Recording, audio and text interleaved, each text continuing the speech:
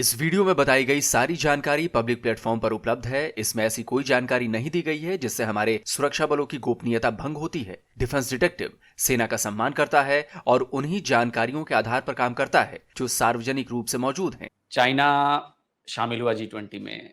Chinese PM की तरफ से जो बयान आए, जो चीजें कही गई, उसमें भारत की बड़ी तारीफ कही गई कि भाई बड़े अच्छे से किया, सबको साथ लेकर चले हैं, बहुत अच्छी अच्छी बातें की गई उनकी तरफ से।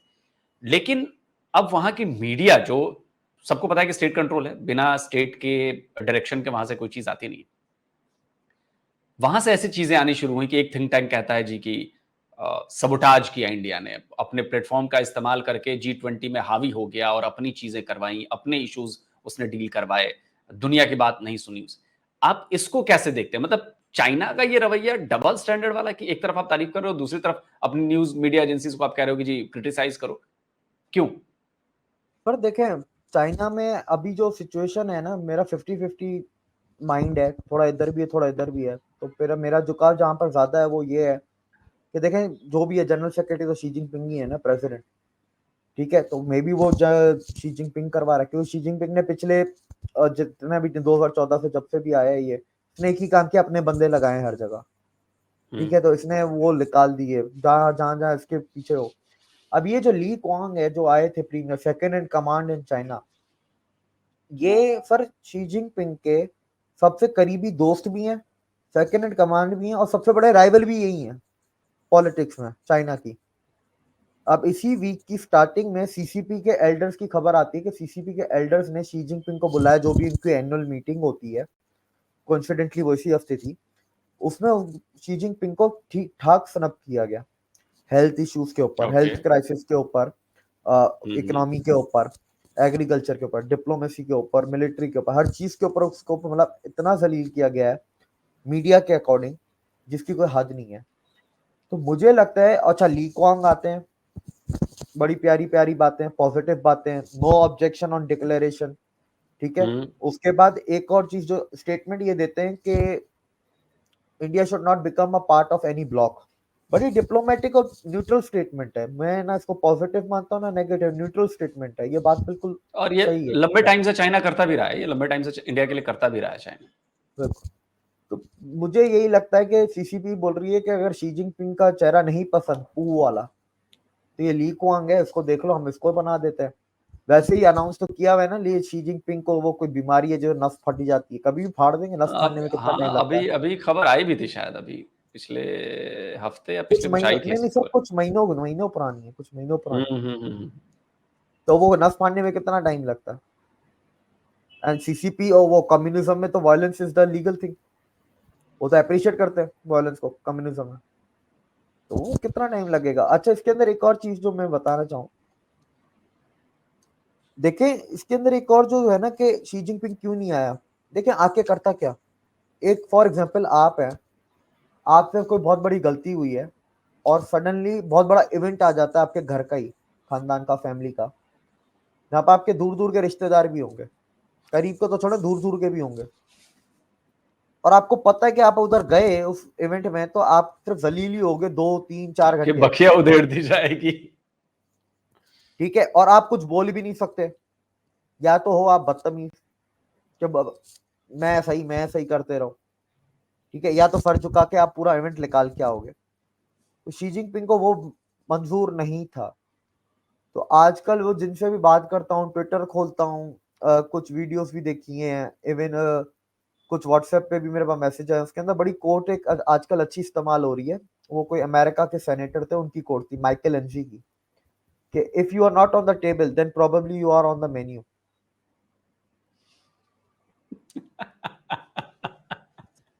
चाइना के साथ वो हुआ है। कोई चाइनीज सुन लेना आपको तो आपके खिलाफ इंटरनेशनल वारंट निकलवा दे वो।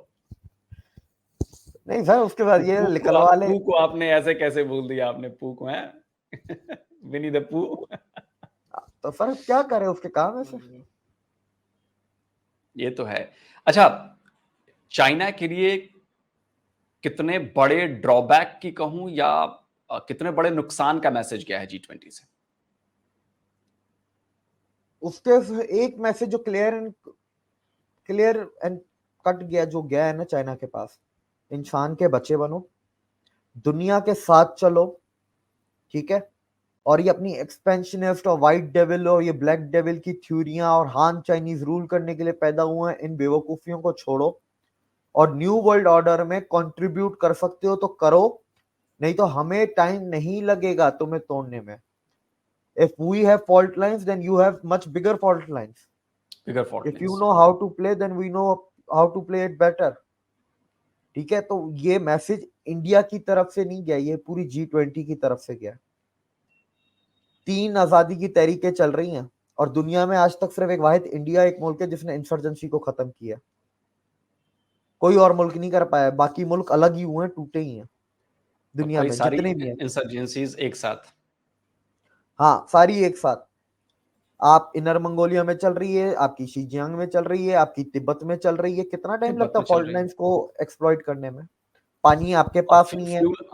फ्यूल अप करने में कितना टाइम लगेगा? अगर इसी पे आ जाएंगे तो भाई फ्यूल अप होना शुरू हो जाएगा, फ्यूल इन होना शुरू हो जाएगा, उसमें आप और ज्यादा परेशान होंगे।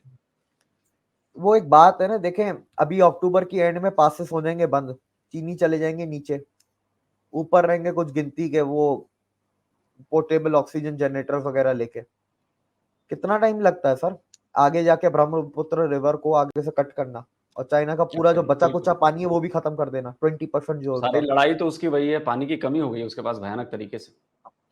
Chinese can not come before February, उनके लोग सस्टेन ही नहीं कर सकते। अच्छा आ भी गए तो लड़ने के लायक थोड़ी ना, जनरेटर हाथ में संभालेंगे कि लड़ेंगे? पॉइंट है। अच्छा, अब मैं थोड़ा आता हूं वापस एक और बड़े डेवलपमेंट की तरफ जो G20 में हमें दिखा है, और वो है अफ्रीकन यूनियन का शामिल होना। आप क्या मानते हैं अफ्रीकन यूनियन के लिए जिस तरह से वकालत इंडिया ने की, और वो तस्वीर मैंने देखी जब वो उनके प्रेसिडेंट को गले लगा रहे हैं और जिस तरह से गले लगाया उन्होंने, तो अफ्रीकन यूनियन को शामिल करना भी एक बहुत बड़ी डील क्यों है इंडिया के नजरिए से? देखें ये इधर आपका पहली चीज तो ग्लोबल साउथ आ जाती है, ठीक है। देखें अफ्रीका, आपको याद होगा आज से 6-7 साल पहले या 5 साल पहले अफ्रीका यूनियन के 55 हेड ऑफ स्टेट सारे के सारे चाइना गए थे एक साथ, और वहां पर माल पानी सबको खिला के अपनी तरफ चाइना ने कर लिया था। इंडिया का काम दूसरा, इंडिया थोड़ा लंबे प्रोसेस में जाता है, पर वो ऐसे प्रोसेस होते हैं जो उसके फिर कोई हिला नहीं सकता। इंडिया ने ग्राउंड पे ग्रास रूट पे काम किया, पहले पब्लिक को अपनी तरफ किया, अफ्रीकन पब्लिक को, फिर अब सारी गवर्नमेंट्स को एक झटके में सारी गवर्नमेंट्स को अपनी तरफ कर लिया। चाइना जब उधर जाता है, इन्वेस्टमेंट चाइना करता है, तो उधर नौकरियां भी चाइनीज ही करते हैं।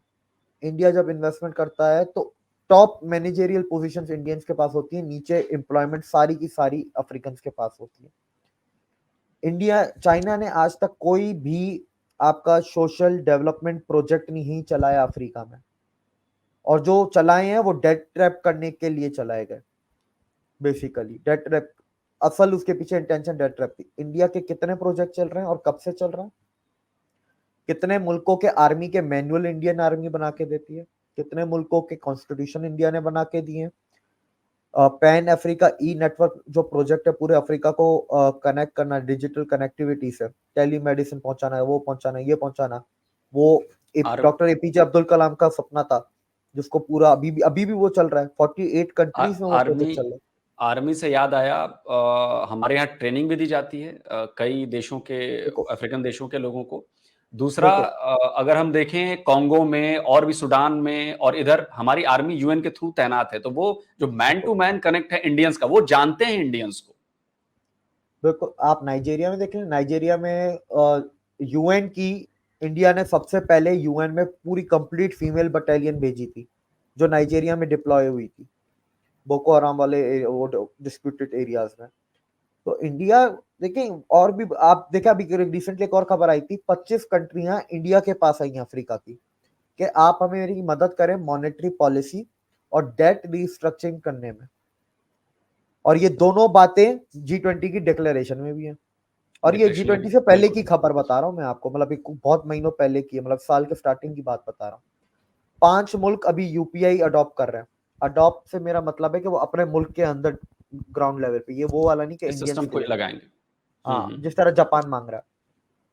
पब्लिक डिजिटल इंफ्रास्ट्रक्चर जो हमने उनको अवेलेबल करवाया है कम प्राइसेस में, भाषणी हो, दीक्षा हो, ओसीएनडीसी हो, यूपीआई हो, गवर्नमेंट के इतने सॉफ्टवेयर हैं, कितने नाम लें उसको तो नाम ही खत्म नहीं होते। अफ्रीका में डेटा सेंटर बनाना, जल जीवन मिशन पहुंचाना, जन औषधि केंद्र पहुंचाना, उसके अलावा अभी क्या पहुंचा, एग्रीकल्चर में चले जाएं, एग्रीकल्चर के आपको Ethiopia, Rwanda, Gabon, Uganda, DRC, Mozambique, Madagascar, आपका कोटे डी लवेयर, तंजानिया, मलावी, कैमरून, इन मुल्कों में एग्रीकल्चर की हर मुल्क में लाखों हेक्टेयर जमीन खरीदी है, हर मुल्क में टोटल करने जाएंगे तो ये पता नहीं कितने मिलियन हेक्टेयर बन जाएंगे कॉर्पोरेट फार्मिंग की। सिर्फ एक अकेले सेनेगल का एनुअल आउटपुट 6 गुना बढ़ा एग्रीकल्चर जब से इंडिया गया। ये सॉइल लेबोरेटरी जो होते हैं आपके, सॉइल टेस्टिंग, जो सॉइल कार्ड वगैरह, ये भी गए हैं, आपके बीज भी गए हैं, आपकी कंपनीज भी यहाँ से गई हैं जिन्होंने उधर लोकल अफ्रीकन को एम्प्लॉय किया। अफ्रीका में हमने सुना पानी की कमी है, पानी के सिस्टम की कमी है, पर अफ्रीका में वाटर बॉडीज की तो कोई कमी नहीं है।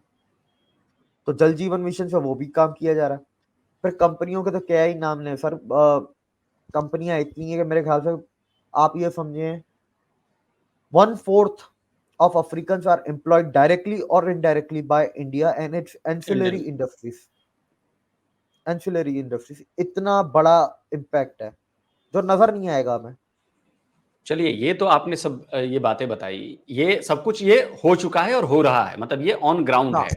हाँ, जो G20 में आए, जो अफ्रीकन यूनियन के चेयरपर्सन हैं, प्रेसिडेंट हैं, अजाली असुमानी, उन्होंने उनकी पूरी बात मैंने सुनी। उनमें उन्होंने 3 बातें कही जिन्होंने मुझे स्ट्राइक किया, और मैं उनका थोड़ा बहुत अंदाजा लगा पाया हूं, आप ज्यादा डिटेल बता पाएंगे। जो पहली बात उन्होंने कही कि India is the 5th super power in the world, so there is enough room for India in Africa. अब ये जो सेंटेंस है, enough room for India in Africa, इसका मतलब क्या हुआ? उन्होंने क्या दुनिया को ये संदेश दिया है? इसका सिंपल सा, इतना सा दुनिया को नहीं दिया है, इसका सिंपल सा संदेश चाइना को दिया है कि there is a more room for India then China. Simple सी, इतनी ओके सी बात। ओके।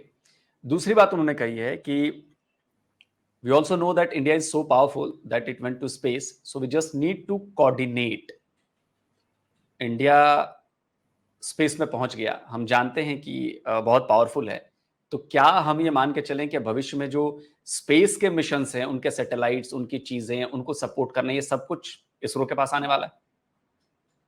सर आने वाला नहीं, आ चुका है। ब्रिक्स की सैटेलाइट का अनाउंसमेंट हुआ, G20 का हुआ, ठीक है, अंदर अंदर मुआहदे हो गए। अब ये इतने छोटे मुआहदे होते हैं जिसका हमें अंदाजा नहीं होता, वो जब लॉन्च होगा तब हमें पता चल जाएगा। लेकिन इसका आ इम्पैक्ट चुके बहुत बड़ा है। इम्पैक्ट तो सर आपका अंदाजा भी छोड़ दें कि इतना बड़ा है कि आप ये देखें ना कि मोदी जी ने क्या कहा, यूरोपियन यूनियन अगर आ सकता है तो अफ्रीका यूनियन की भी तो $2.9 ट्रिलियन है, ये क्यों नहीं आ सकता? बिल्कुल आप पूरे बिल्कुल। दुनिया की इकोनॉमिक पॉलिसीज बना रहे हैं जिसमें से आप दुनिया का सबसे बड़ा कॉन्टिनेंट आप कैसे निकाल सकते हैं उसमें से, सेकंड बिगेस्ट कॉन्टिनेंट, कैसे आप उसको एक्सप्लेन पॉइंट कर सकते बड़ा हैं? पॉइंट है, बड़ा पॉइंट। दूसरा पॉइंट मोदी जी ने क्या बोला, we want urgent reforms at United Nations in which we want equal and equal representation of every continent at United Nations Security Council Committee। Council. अब वहां से ब्राजील होगा, यहाँ से या तो इजिप्ट होगा या नीचे साउथ अफ्रीका होगा, इन दोनों में से कोई एक ही साउथ अफ्रीका। होगा। तो आप उस चीज को, अच्छा इथोपिया को देख लें, नाइजीरिया में इन्वेस्टमेंट गई $14 बिलियन। कल हैरान मत होइए, बिल्कुल। कल पता चले बोको हराम खत्म हो गए इंडिया ने की, को हैरान होने की बात नहीं है। हो सकता है, बिल्कुल हो सकता है। अच्छा, तीसरी बात तो उन्होंने डायरेक्ट बोल दी। उन्होंने बोला कि India is super power in terms of inhabitance, India is ahead of China now. अब सोचिए, अफ्रीकन यूनियन का प्रेसिडेंट, यानी कि वो सारे अफ्रीकी देशों का प्रतिनिधित्व कर रहा है, और वो कहता है कि India is ahead of China now. China के लिए ये बयान कितना बड़ा नाइटमेयर होगा। सर वही, मैं फिर वही कोट बोलनी पड़ेगी, you are on the menu. खा गया आपको सब, खा गया इंडिया। चाइनीज तो अपने आप को बड़ा शाना समझते थे। सर अब वो चमगादड़ खा सकते, हम चाइना तो खा ही सकते हैं। अच्छा, तो ये देखिए तो अब जब चाइना के इसमें साथ ये देखिए मैं इसके अंदर एक देखिए बहुत सारी एडवांटेजेस है इकोनॉमिक, वो तो नंबर आप ऑनलाइन डालेंगे India versus China in Africa, वो आ जाएंगे नंबर। आ इंडिया की जाएंगे। जो खासियत है ना, इंडिया ने ग्रास रूट पे काम किया, लोगों से पहले कनेक्ट बनाया। अफ्रीका के पॉलिटिशियन शायद आज भी कुछ ऐसे होंगे जो चाइना के वफादार होंगे, पर वो लोगों के प्रेशर में इंडिया के पास जाएंगे। लोग चाहते हैं कि इंडिया हो। हर चीज मैंने देखा कि हर फील्ड को मैंने बताया, मेरा बताने का मतलब था कि मैं क्वांटम नहीं बता रहा, क्वांटम में बता भी नहीं पाऊंगा, इतना कुछ इंडिया ने किया है, पर मैं फील्ड बताना चाह रहा था कि कोई ऐसी चीज छोड़ी नहीं है। चाइना आइडिया जाता है लग तो वो जाए कि भाई कहाँ कहाँ हाँ, काम हो रहा चाइना गया, Chinese Confucius Institute, Chinese language, India जाता नहीं सिखाता। इंडिया है। कल्चरल प्रोग्राम चलाता है एम्बेसी में, आना है एम्बेसी में आके सीख लो, लेकिन बाहर एजुकेशनल इंस्टीट्यूट, टेली एजुकेशन जो चल रही है तो उसके अंदर कौन से वो हिंदी है वो सिखा रहे हैं, अफ्रीका की लोकल लैंग्वेजेस में वो पढ़ा रहे हैं उधर। आईआईटी मद्रास जो खुला है तंजानिया में, ठीक है, उसमें कौन सा हिंदी में डिग्रियां होंगी। नहीं चाइना होता तो चाइनीज में ही होती डिग्रियां, चाइना का होती, काम ही बिल्कुल यही है। बिल्कुल अच्छा, बिल्कुल। फिर आपने जैसी वीडियोस आप अफ्रीका से भी आई हैं, चाइनीज वहां पर लोकल्स को मार रहे हैं, बदतमीजियां कर रहे हैं रोडों के हम्म। ऊपर। सिविक अथॉरिटीज जितनी भी होती हैं शहर की, पुलिस, पोस्टमैन, ट्रैफिक वाले, सबसे बदतमीजियां, लोगों को मारना करना। तो वो पीपल कनेक्ट नहीं है जो इंडिया का है। वही बात है ना sir, mother of the democracy, जो मोदी जी ने यूएस कांग्रेस में कहा था, we are the mother and the largest democracy, दोनों चीजें बोल दी कि बेटा अब मुझे लगता है मदर, जनपद का कॉन्सेप्ट हमारे पास था हजारों सालों से, बिल्कुल ठीक है। बिल्कुल बिल्कुल तो बिल्कुल। हमें मत सिखाना डेमो, ये वही डेमोक्रेसी है, लोगों को जागरूक करके अपने फेवर में लेके आओ। और दूसरा मदर फादर ऑफ कूटनीति भी है। विदुर नीति, चाणक्य नीति, अब देखे ना चाणक्य ने किस तरह वो पहली सेना कैसे बनाई थी, लोगों को साथ बनाए मिला के बनाई थी ना। साथ में लेके, बाद में बिल्कुल तो मैं वो उसी पॉइंट पे आने वाला था, मैं मगध को और उससे हराने के इतना लिए बड़ा तो लोगों को साम्राज्य ही खड़ा होना। किया। हाँ, साम्राज्य बाद में देखे, वो जो हुआ उसको पहली इंपॉर्टेंट होता है मगध को कैसे हराया, वो मगध जो को कैसे हराया, लोगों को बिल्कुल। कलेक्ट किया, जो उनको कॉन्फिडेंस दिया। और सारे देखे लोअर क्लास, कोई भी मिलिट्री वॉरियर क्लास नहीं था, कोई भी ऐसा नहीं था कि नहीं था, सिपाही का नहीं। बेटा हो, सब और नॉर्मल उन्होंने लोग नंद थे, वंश का नाश कर कल्टिवेट दिया। थे। हाँ, उस टाइम का सबसे स्ट्रॉन्गेस्ट एम्पायर जो था इस पूरे रीजन का, बिल्कुल। मगध था। हम्म हम्म। तो ये तो ये बात वही है। चीज की है अफ्रीका में जाके, और यही वही चीज अच्छा, हो रही है टर्की के साथ, के वो है ना चाणक्य का के डायरेक्ट बीच में हाथ मत डालो, उधर सबसे ज्यादा स्ट्रांग होता है, परिधि पे हाथ हाँ डाला करो। किनारे किनारे से, हाँ बिल्कुल, किनारे किनारे से, हाँ, तो ग्रीस किनारे हो, किनारे से। साइप्रस हो, आर्मेनिया हो, इसराइल हो, बिल्कुल किनारे बिल्कुल किनारे बिल्कुल। से हम काट के बीच तक पहुंच जाएंगे। अच्छा, अब चाइना के साथ इतना कुछ खेल हो गया, ये कुछ मतलब अब सब देखने, अब पाकिस्तान जो है, अब उनकी फ्रस्ट्रेशन देखने लायक है, क्योंकि चाइना के साथ ऐसा हो गया तो वो तो किस बिसात पे आते हैं ना, वो G20 ना कहीं पता नहीं G90+ में किसमें है। तो अब्दुल बासित हैं, इंडिया में हाई कमिश्नर रह चुके हैं, पाकिस्तान के बड़े पद पर रह चुके हैं। उनका एक बयान आया, last year it was Indonesia, this year India, next year will be Brazil and so on. What's so special about India hosting G20 summit, more hype than substance. अब आप बताइए कि एक ऐसे आदमी से जो हाई कमिश्नर रहा हो और इस तरह का बयान आए, तो इसे फ्रस्ट्रेशन कहा जाए, इसे जलनशीलता कही जाए, या इसे एज ए नेशन पाकिस्तान का फेल्योरशिप कहा जाए? नहीं, आपकी एक्सप्रेशन गलत है, मैं एक्सप्रेशन आपको सही कर देता हूँ।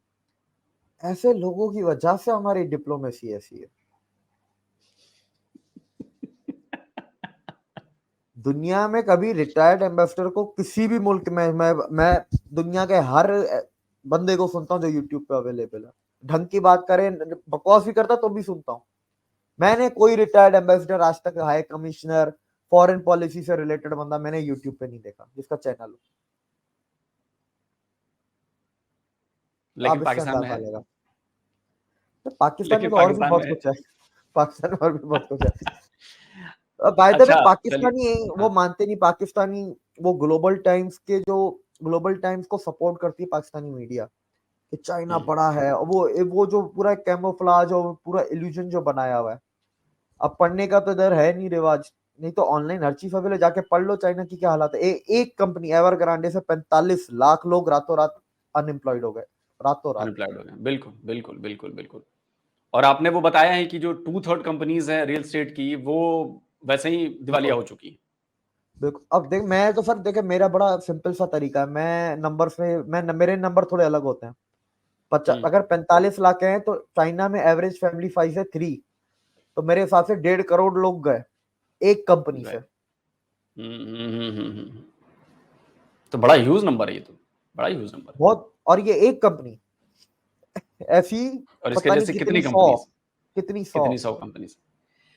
अच्छा, ये पाकिस्तानी फ्रस्ट्रेटेड लोगों की ना कमी नहीं है, मतलब जो थोड़े बहुत बड़े चर्चे में रहते हैं आजकल, मैं उन्हीं की चर्चा कर रहा हूँ। एक डॉक्टर कमर चीमा है, कहते हैं कि उन्होंने पीएचडी की हुई है, डॉक्टर लगाते हैं, वैसे पाकिस्तान में तो हर कोई डॉक्टर ही लगा लेता है, पता नहीं कहाँ से क्या पीएचडी कर लेते हैं। उन्होंने भी G20 को लेकर ऐसे ऐसे ट्वीट्स किए कि मतलब मैं एज ए कॉमन मैन, मैं अगर न्यूट्रल रह के भी सोचूं तो मुझे लगा कि यार पीएचडी बंदा अपने आप को इतना वो कहता है, इस तरह के ट्वीट्स कर रहा है कि जी कहीं बारिश इतनी ज्यादा होगी तो पानी लग गया, तो बोला कि जी कहाँ वर्ल्ड क्लास का इंफ्रास्ट्रक्चर भारत बना सकता है, कैपेबल ही नहीं है, ऐसा नहीं है, वैसा नहीं है। क्या कहेंगे आप इस पर? सर ये वही प्रोपेगेंडा चलाने वाला जो होते हैं ना, एक ट्वीट उनकी ये भी थी कि भाई ये एमबीएफ और शेख जायद मुझे नजर नहीं आ रहे राजघाट पे। हाँ, राजघाट पर मैं आने ही वाला था, हाँ उस पे भी आने वाला था। भाई देख, मैं पहले पानी का भाई तुमने ये डाली तो इस प्रोपेगेंडा उससे चलेगा ना सर, प्रोपेगेंडा उससे तो नहीं चलेगा ना कि ये तो पौने घंटे घंटे के बाद पानी निकल गया ऑटोमेटिकली। निकल गए। हाँ, अब बारिश जितनी होगी उस हिसाब से निकलेगा ना पानी। पाइप कोई ऑटोमेटिक लंबे चौड़े पतले थोड़ी ना हो जाते हैं। तो वो बीजिंग डूबा हुआ है ना, बीजिंग की बात नहीं करेंगे सर, वही बात है ना नहीं, प्रोपेगेंडा। अब बेसिकली देखे राजघाट पे मोदी गांधी जी की कब्र तो नहीं है ना, it is a normal sight to celebrate him, ठीक है। वो उनके कल्चर उनके रिलीजन के खिलाफ आता है, मोहम्मद बिन सलमान और शेख जायद के। बिल्कुल बिल्कुल। तो वो नहीं है, सिंपल सी बात है, इतनी कौन सी बड़ी बात हो गई। लेकिन आज वो ये स्टेट विजिट है। इसको इन्होंने अलग रंग दे दिया। नहीं सर, वो अब वो नहीं देखेंगे ना, ओमान का शेख तो आया था, हाँ, आया था। शेख हसीना तो बिल्कुल। आई थी, जोको विडोडो तो आया था, पर बात हुई ना, उनको वो मुसलमान थोड़ा मानते हैं, जो पैसा देता वही मुसलमान हुआ। ओमान अच्छा, वगैरह इनको पैसे थोड़ी ना देते। ये साहब इतना फ्रस्ट्रेट हुए कि एक तस्वीर थी जिसमें अपनी शेख हसीना दिख रही है, बांग्लादेश की पीएम, अपने अमेरिकी प्रेसिडेंट हैं और मोदी जी हैं साथ में। द तो वो पता ब्रोकर। है उसका उसका हेडर क्या लिखते हैं? The deal broker. अभी आपने कहा होगा कि इंडिया की तरफ से एक बयान गया है कि भाई बांग्लादेश को आप ऐसे मत करें, अमेरिका को कहा गया। अब सोचिए कि ऐसे ये लोग कर रहे हैं। एर्दोगन और मोदी साहब की मुलाकात हुई तो उस पर ये कर रहे हैं कि Erdogan seem serious, maybe not happy as he is out of corridor. सोचिए, ऐसी बातें हो रही हैं। लेवरोव और मोदी जी हंसते हुए हाथ मिला रहे हैं तो ट्वीट करते हैं, हैव दे फूल्ड देम। मतलब आप इस मानसिकता को समझिए, मतलब इतनी ज्यादा फ्रस्ट्रेशन। ठीक है भाई, आप पाकिस्तानी हो, इसका मतलब ये नहीं कि इतना ज्यादा फ्रस्ट्रेट हो जाओ इन चीजों को इनके लेकर। ऊपर फ्रस्ट्रेशन सर 3 किस्म की है, मैं आपको बताता हूँ। पहली कि यार हम G20 में क्यों नहीं है, ठीक है। अब ये इसको तो फिर भी पता है, ठीक है, बड़े पढ़े लिखे लोग हैं, माशाल्लाह पीएचडी है नीचे। मैं सर ऐसे चैनल मैंने देखे, रिएक्शन चैनल, बोलते हैं G20 में नहीं है क्योंकि करप्शन करते हैं। मैंने बोला G20 में वो इनविटेशन वाला हिसाब किताब नहीं होता। G20 में तुम टॉप 20 में आओ, तुम ऑटोमेटिकली G20 में आ जाते हो, तुम्हें कोई चले रोक आओगे, भी नहीं पाएगा। बिल्कुल। कोई नहीं रोक पाएगा, रशिया कोई को नहीं रोक किसी ने सकता। रोका, चाइना को किसी ने रोका है, पूरी दुनिया दुश्मन है उन 2 मुल्कों की, कोई नहीं रोक सकता, ठीक है। कोई नहीं रोक सकता। तो ये अच्छा, इनको ये चीज नहीं पता। अब दूसरी चीज इसके अंदर, बांग्लादेश को बुला लिया, मालदीव को बुला लिया, ओमान को बुला लिया, ठीक है। अच्छा ये तीनों वो मतलब एक तरीके से समझे, तीनों की मदद भी की है इंडिया ने। इन तीनों की पाकिस्तान से बनती भी नहीं है ना, ये पाकिस्तान को पैसे देता, ठीक है। तो अब वो एक के यार हम नेबर है, हमें क्यों नहीं बुला रहे। तो तुम्हें बुला के तुम इकोनॉमिक फोरम पे आके कश्मीर बोलते, फायदा उससे? कश्मीर बोलते हैं।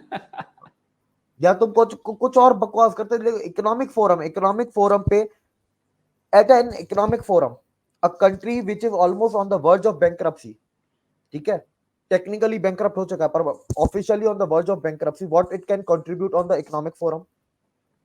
ये कोई पॉलिटिकल फोरम है, कोई मिलिट्री फोरम है, या कोई दूसरे किस्म का फोरम है? ये इकोनॉमिक फोरम है जिसमें दुनिया के इकोनॉमिक फैसले फोरम। होते हैं, रीजन के नहीं होते, दुनिया के होते हैं। तुम क्या कंट्रीब्यूट कर सकते हो? तुम खुद पूरी आपका दुनिया से कंट्रीब्यूशन ही पैसे नहीं है, मांग रहे हो। पैसे मांग रहे हो, आपका कोई कंट्रीब्यूशन ही नहीं है। और तीसरी चीज, आखिरी, ये सर सिर्फ पीएचडी नहीं है इंटरनेशनल रिलेशन में, ये इस्लामाबाद में 3-4 यूनिवर्सिटियों में इंटरनेशनल रिलेशंस में पढ़ाते भी हैं। तो आप हमारे फ्यूचर डिप्लोमेट्स को भी आप अंदाजा लगा लें, सोच लें अभी से। फ्यूचर बड़ा अंधेरे में है पाकिस्तान के डिप्लोमैट्स का। चलिए दिव्य भाई, बड़ा मजा आया आपसे बात करके, और आज बहुत लंबी बातचीत हुई हमारी, और हर तरह की चीजें हुई, चाइना की बात हुई, पाकिस्तान की बात हुई, वर्ल्ड लेवल पर इंडिया की बात हुई। बड़ा अच्छा लगा आपका सारा जो एनालाइज किया आपने, एनालिसिस दिया आपने जो फोरकास्ट की हैं चीजें, वो चीजें पिछले जो कुछ कही थी वो दिखी हैं, आगे भी दिखेंगी। शुक्रिया। Thank you sir.